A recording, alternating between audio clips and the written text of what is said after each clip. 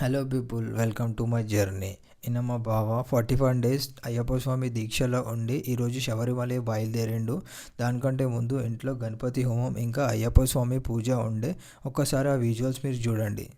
స్వామి రా రా రా రా రా అయ్యా రా రా రా రా రా స్వామి రా రా రా రా రా అయ్యా రా రా రా రా స్వామి రా రా రా రా రా అయ్యా రా రా రా రా రా స్వామి రా రా రా రా రా.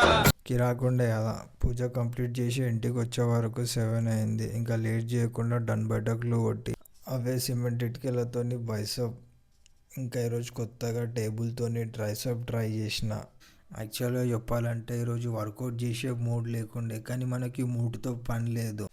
ఇది ఛాలెంజ్ కాబట్టి దాన్ని కంప్లీట్ చేసే దమ్ము నా దగ్గర ఉంది.